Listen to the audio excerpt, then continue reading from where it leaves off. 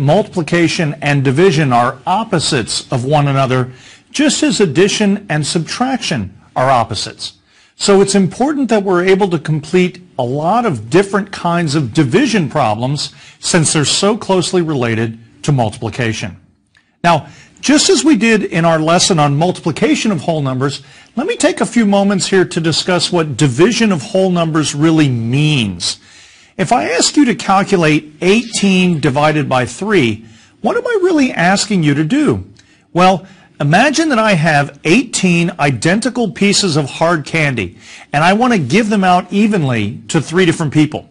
How many pieces of candy will each person receive? Well, since 18 divided by 3 equals 6, it turns out that each person will receive 6 pieces of candy. It's that simple, and that's the main idea behind division. Now, just as with more complicated multiplication problems that I showed you in the end of the previous lesson, it turns out that division problems can often involve lots of steps, and they can take several minutes to finish. But don't worry about that. Just learn the steps of the process, learn which steps to do when, and how to do each one, and repeat that process every time you're faced with a division problem. So let's get started with a relatively straightforward long division problem. And by the way, they're called long division because they tend to go long on the page. Not a problem though. They really won't take that long once we work through all of the steps. So I want us to compute 86 divided by 2. We begin by setting up the problem using some notation which is unique to these division problems. We're going to start by drawing what is basically a right parenthesis followed by a horizontal line segment in the fashion that's on your screen. Then we're going to place the divisor, which in this case is the number 2, on the left side of that parenthesis. And we're going to place the dividend, as it's called, underneath the horizontal line segment. So we have our divisor on the outside and our dividend underneath the horizontal line segment. Now, unlike what we did with addition, subtraction, and multiplication in the previous lessons, in division we're going to work left to right. And the first thing we're going to ask is very straightforward. How many times does the divisor 2 go into or divide the 8 that I see in 86? Remember, I'm now going to be working left to right. So, how many times does 2 divide 8? Notice that I don't want to know how many times 2 divides the whole dividend, the 86. I just want to look at the relationship of the 2 with the 8. It's this whittling down process, this step-by-step process that's very, very important. So I just want to look at the 2 and the 8 at this point. I know that 2 divides 8 exactly 4 times, and that's because 2 times 4 equals 8. Notice here that it's very important as I'm doing division problems to know my multiplication facts. Here I needed to know that 2 times 4 equals 8. So now what do I do with that 4? Well, I'm going to write a 4 just above the horizontal line, and I'm going to make sure that I align that 4 vertically just above the 8. And that was because I was looking at the relationship between the 2 and the 8. The alignment here is going to be really, really important, just as it was with our previous operations. So at this point, I now have a 4 written above that horizontal line segment. By the way, the answer in all of these problems will always be what's written above that horizontal line segment. Now, since 2 times 4 equals 8, we write an 8 underneath the 8 in 86, and then we're going to subtract those two numbers, just the 8 minus the 8. When I subtract here, and it's always going to be subtraction there, that gives me 0. So I write down the 0 underneath there, and then I'm going to drop down the next digit that I see as I move left to right. In this case, the next digit in the dividend is the 6, and so the 6 is going to come down now as well. And so what I have now at the bottom of my page up to this point is 0, 6, which of course I can just think of as 6. And now I'm going to repeat the process. And this is the idea behind all we've done in this course up to this point. There's a step-by-step process to go through, and now here I'm going to repeat. Now I'm going to ask myself, how many times does the 2, the divisor 2, divide the 6? And again, just ignore that 0 that's in front of the 6. It's really just 6 there. Well, 2 divides 6 exactly 3 times. Why 3? Because 2 times 3 equals 6. So I'm going to write a 3 in the answer section just above the 6. And then I'm going to write a 6 below the 6 at the bottom of our material. I'm writing that 6 there because 2 times 3 equals 6. And I subtract again. Again, it's a step-by-step process. Every time I get to this stage, I want to keep subtracting, subtracting, subtracting. And now I have a 0 down at the bottom of my work. And notice that we've worked our way through all of the digits in our dividend. We had the 8 and we had the 6, and we used both of them already. What does that mean? It means we stop. We're actually done with our problem. And the final answer is whatever is written above that horizontal line. In this case, it's 43. And so I can say then that 86 divided by 2 equals 43.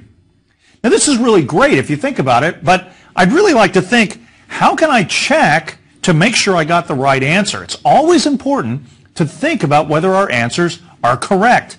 Thankfully in mathematics, you can often check your answers, which I love about mathematics. There's always this feeling of security, if you will, if you know how to check your answers. Well, here's how you check an answer when you've done a division problem. You take the answer, in this case it's 43, and now you multiply it by 2. Why multiply? Because multiplication is the opposite of division.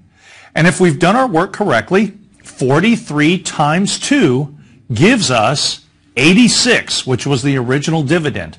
And if you use the skills that we learned in the previous lesson to multiply 43 times 2, you really will get 86. That's a check of our answer, and so we know that we've done everything correctly.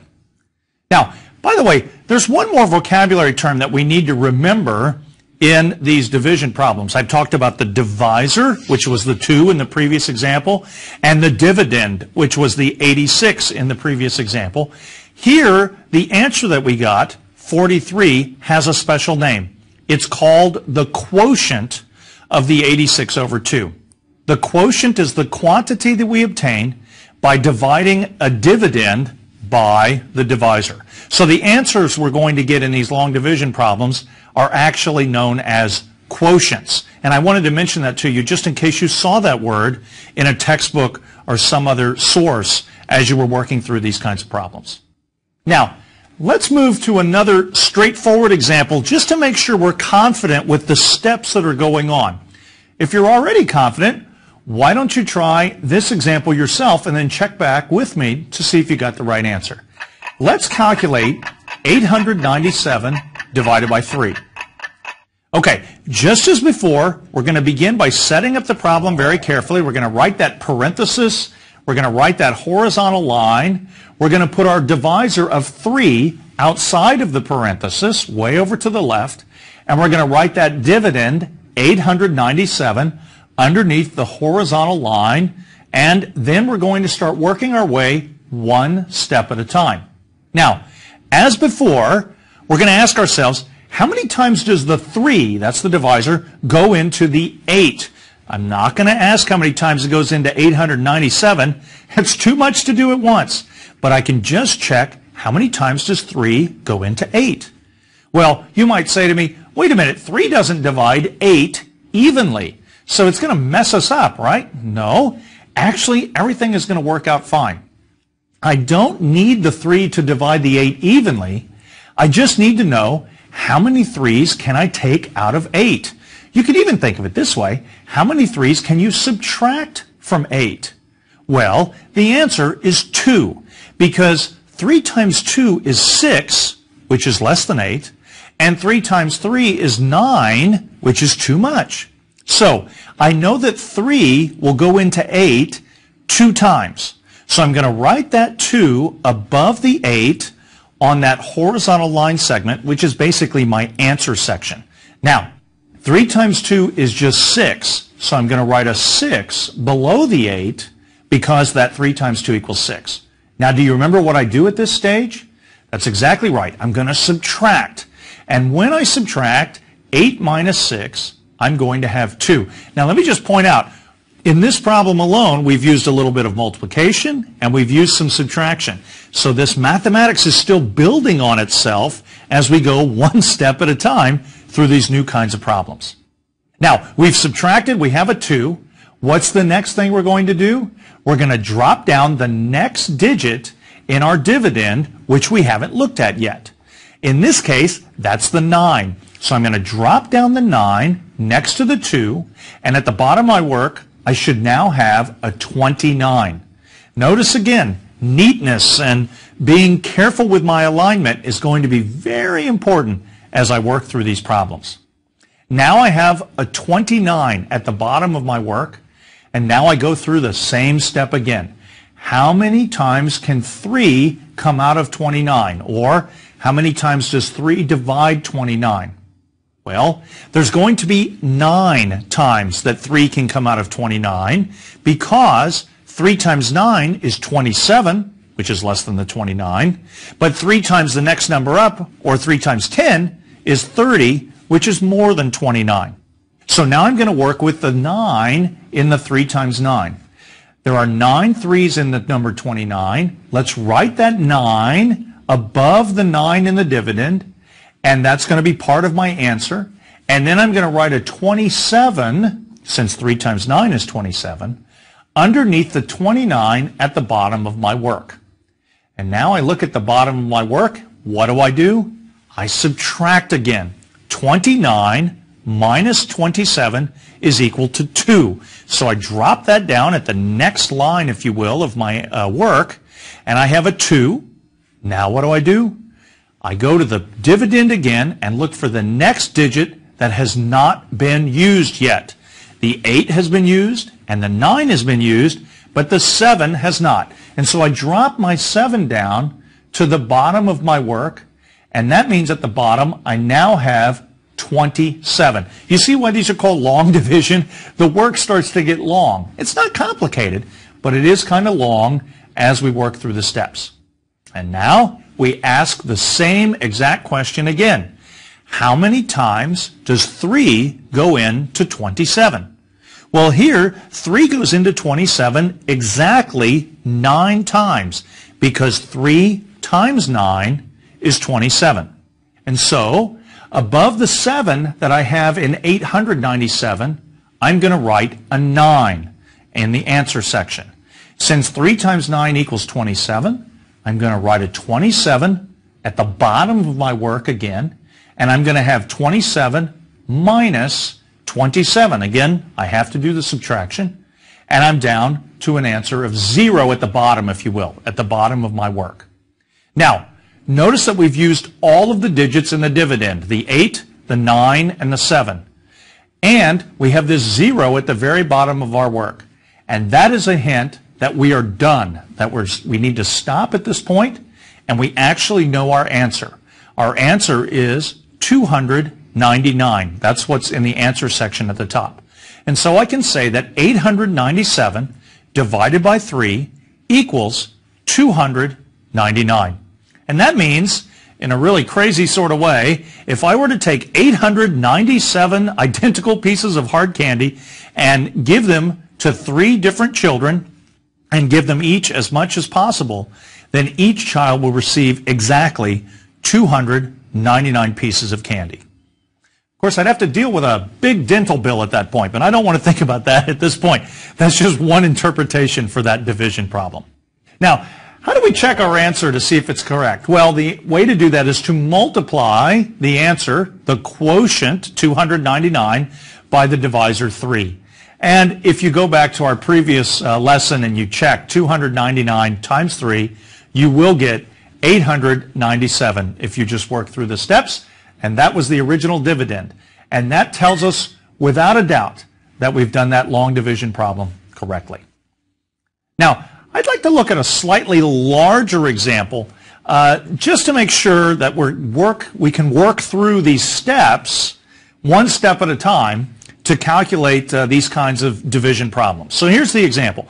Calculate 2,905 divided by 7. Now, some of you might be a bit concerned about the 0 that's in 2,905. Really, it's not a problem at all. Just work through the problem with me as we go through, just like we did in the previous examples, and I think you'll find that that 0 isn't going to hurt us at all. So we're going to start by setting up our problem, writing our parenthesis, writing our horizontal line, writing the 7 outside, that's our divisor, writing 2,905 underneath the horizontal line. Now, we begin the process in the usual sort of way. I look at my 7 and I'm going to ask, how many times does 7 go into the 2?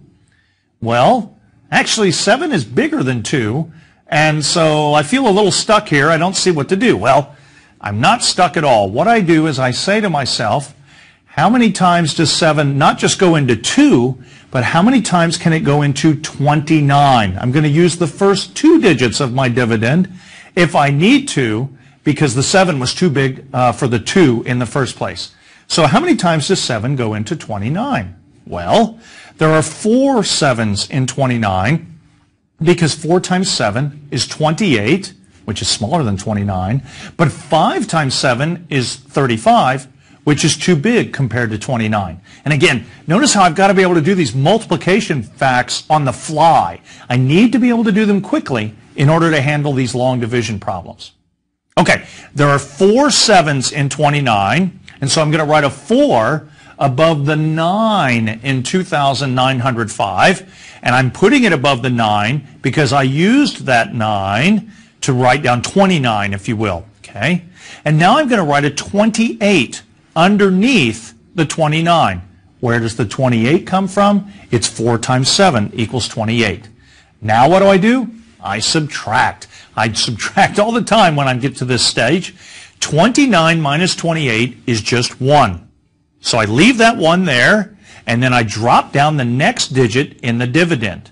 Now I've already used the 2, and I've already used the 9 in the dividend, so the next digit that I want to drop down, if you will, is the 0.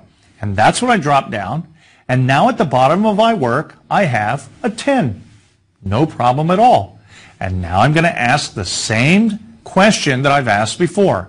How many 7s can I get out of that 10? Well, just 1. Because I know that 1 times 7 is 7, which is fine, but 2 times 7 is 14, which is too much. So I'm going to place a 1 above that 0 in 2,905. And since 1 times 7 is 7, I'm going to place a 7 under the 10 at the bottom of my work, and I'm going to align it correctly. And now I need to subtract. 10 minus 7 is equal to 3, so I leave that 3 there, and then I drop down the next digit that I haven't used yet. I've already used the 2, I've used the 9, and I've used the 0, but I have not used the 5. And so I'm going to drop down a 5, and that means at the bottom of my work, I now have the number 35. And now I ask the same question again. How many 7s are there in 35? Well, if I know my multiplication facts quickly, I know that there are 5 7s in 35, because 7 times 5 equals 35. So I write a 5 in my answer after the 4 and the 1 that are already there, and I place a 35 underneath the 35 at the bottom of my work, since 5 times 7 equals 35. Subtraction of those two 35s is going to just give me 0. 35 minus 35 is 0. And there are no more digits to use in the dividend. I've dropped them all down. And that means I'm done. And that means I can read my answer immediately from above the horizontal line. My answer is 415. Now, remember, if you want to check your answer, you would multiply the original divisor, which is 7 in this case, by the quotient that you just found, 415. And you would check to make sure that 415 times 7 gives you the original dividend, which is 2,905. Now, I can imagine some of you saying, wait a minute. You've been rigging these problems so that they always end up with a 0 at the end of the problem, at the bottom of the work, if you will. Now, does that always happen? And if it doesn't always happen, what do? I don't want to be stuck if I don't end up with a 0 at the bottom of the work. Well, if you thought of that question, I congratulate you for noticing that, because actually that only happens when you're really careful about setting up the original problem. I really have been setting up those problems so that they worked out pretty cleanly. So at this point, I'd like to do an example where the numbers don't work out so clean at the very end, where you end up with something other than a 0 at the very bottom of your work. It turns out that that's not a bad thing to happen. It's actually a pretty natural thing to happen, but I'd like to show you how to interpret that kind of a problem. So, with that said, let's calculate 578 divided by 6. Now, we're going to start this problem just like we've started all of the other problems in this lesson. We've got to set up our problem with the parenthesis and the horizontal line. We put our dividend of 578 underneath the horizontal line, and we put our divisor of 6 out in front. Okay, we're going to work through the problem just as we have with the other problems by asking ourselves, how many times can 6 come out of the first digit, which in this case is a 5? Well, 5 is too small. 5 is smaller than 6, and so the 6 cannot come out of the 5 or be subtracted from the 5 in this case. So do you remember what we do? We just give ourselves another digit. We have that flexibility, and so now what we ask instead is, how many times can 6 be subtracted from 57? We give ourselves the first two digits to work with. Well, you may have to work through some of the possible multiplications here, but after a while you should find that 6 can be subtracted from 57 9 times. And that's because 6 times 9 is 54, which is just a little smaller than 57. But 6 times the next number up, which is 10, is 60. 6 times 10 is 60, and that's too big. You only had 57 to work with, not 60. So we want to say that 6 comes out of 57 9 times. We write a 9 above the 7, and we write a 54 below the 57. Remember, 54 was the 6 times 9. And now we subtract. 57 minus 54 gives us 3. So what do we do next? We drop down the next digit in the dividend, which we haven't used. But we've already used the 5, and we've already used the 7. And that means we want to drop down now the 8, which is the next digit in the dividend. That leaves me now at the bottom of my work with 38. And so I now ask the same question again. How many times does 6 go into 38? Well, the answer is 6. Again, I've got to think about my multiplication facts here. But 6 times 6 is 36, which is less than 38. And 6 times 7 is 42, which is bigger than 38. And again, you've got to know these multiplication facts. You've got to be able to do this quickly, or these long division problems will take forever, and they'll get frustrating. So make sure you're working on those facts as you walk through this course. Now, since 6 goes into 38 exactly 6 times, I'm going to write a 6 above in the answer line, if you will, in the quotient line, and I'm going to write that 6 just above the 8 that's in the dividend, because that's the digit the last digit I've used up to this point. Then I'm going to write a 36 under the 38, since 6 times 6 equals 36. And now I'm going to subtract, just as I've been doing all of these problems, and that gives me a 2 at the bottom of my work. Now, the next thing I would do, if you think about it for a moment, would be to drop down the next digit in the dividend that I haven't used yet. That's what we've been doing through all these problems. Except we have a problem here because I don't have any more digits to use. I used all of the digits in the original dividend. So what do? I mean, there's a 2 at the bottom of my work. Well, it turns out that that 2 is supposed to be there. And since the 2 is less than the divisor of 6, we're actually going to stop at this point. There are no more digits to drop down, and the amount at the bottom is less than the original divisor. So we're going to stop. But what does that mean exactly? How do we interpret the information that's now sitting in front of us? Well, first of all, I can tell you that our final answer is easy to write down. It's 96, which we have in our answer, with a remainder of 2. That's actually a perfectly valid answer. 96 with a remainder of 2. But how do we actually interpret that kind of answer? Because now we have this 2 at the bottom. Well, here's one interpretation. First off, 6 does not evenly divide the number 578. So no problem there.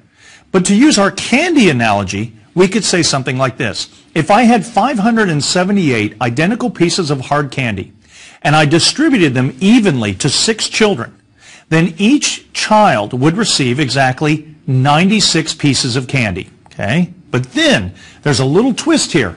We would have 2 leftover pieces of candy. That's where that remainder comes into play.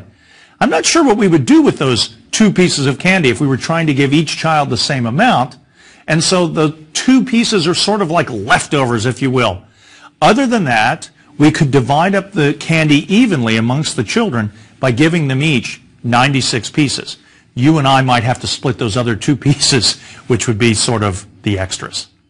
Now, let me make another comment here. How do you check your answer in a case where there's this 2 at the bottom, which is like a non-zero remainder? Well, it's actually no problem at all. As before, you would just start by multiplying the divisor, in this case the 6, by the quotient, which is 96 in this case. And if you do that multiplication, you'll have 96 times 6, which is 576. Okay?